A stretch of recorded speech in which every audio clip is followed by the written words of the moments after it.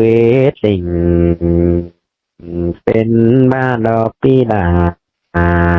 หาดีดอกที่คือน้ำเจอยิ่งคือดอกเกี่ยว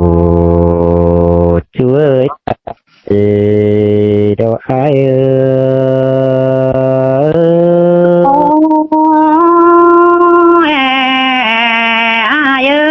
เตือนป่านิ่ง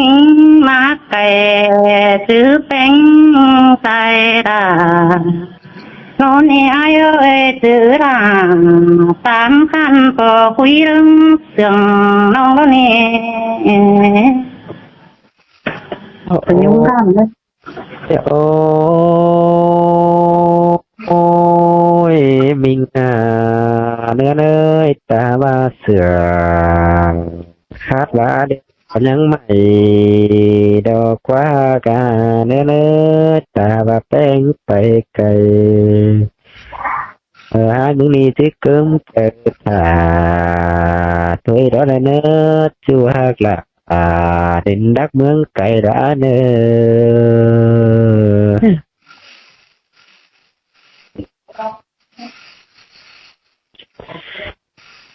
ไอจือจูแต่มืออินบอดจันนั่นนี่โอ้ยน้องน้องเอ้ยไอจือแป้งมือกันดักตาบังไม่เดียวโด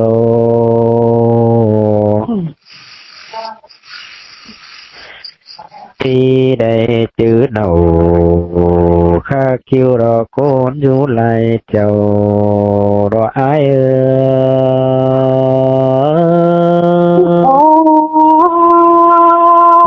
มาบนเกินเบราน้องเอ้ยหนังสือส่องต่างตะกว่าให้เอ้ยน้อง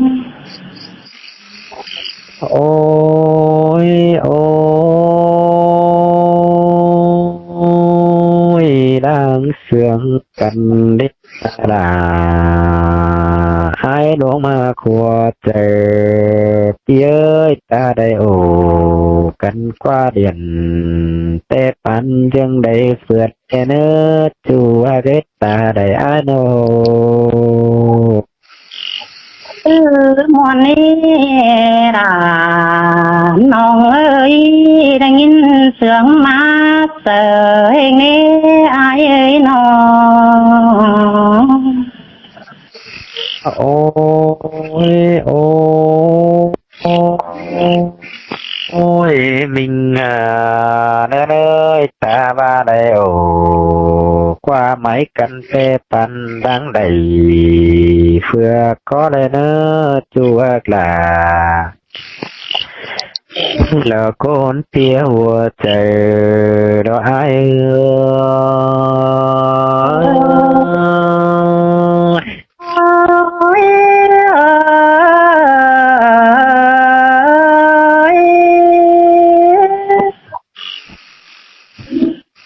โอ้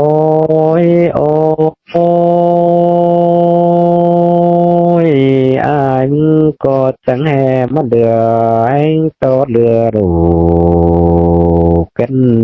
เดี๋ยวมีเงยอายเสื่องแป้งแน่แป้งอยู่เฮือนเปิดปีจะดึงเต่าโลสามน้องโนสังไก่สามก้อนเตียวเข้ามาน้องแป้งเด็กไปไก่แต่ปีอายประจักษ์เลยซื้อเดือชิดไหลเมื่อโดนาอายจมเจอดอก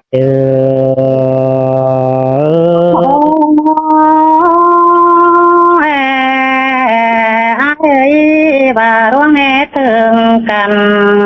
แค่สามน้ำใส่มาเนื้ออายเนื้อปีตันเสือน้องเฮ็ดถึงสองต่างเฮาเนื้ออายเนื้อโอ้ยโอ้ยจัวมึงเอ้ยบาซึกแต่อาจจะบามากมันเอ้ยนายจุกีดาหรอ ที่จัดโอเสดเนจูเนได้โกนซาเดียวออกเปียออกไปจอยดูน้องน้องเจริญสันได้จิตแปงเนื้อจูเนื้อตาได้เนื้อ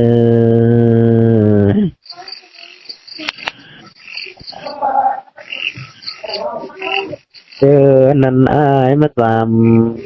แปงเนื้อจูราแสงจิตโอ้ตาใบ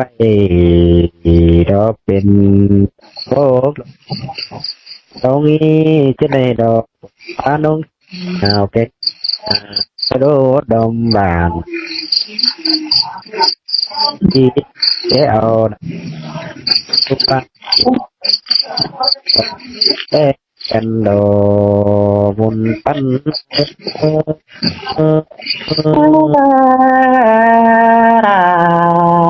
น้องเอ้ยสองสายถึงเป็นไอ้เอ้ยน้องถึงพี่ไอ้สองเขาก็ได้จำกันเดียวนี่ไอ้แน่น้องเกี่ยวตัวจูเรงามเกี่ยวมิงจูโกคุยเรื่องเสียงก็ว่าแต่รออาตามเอ้ยหัวเสือแน่นอน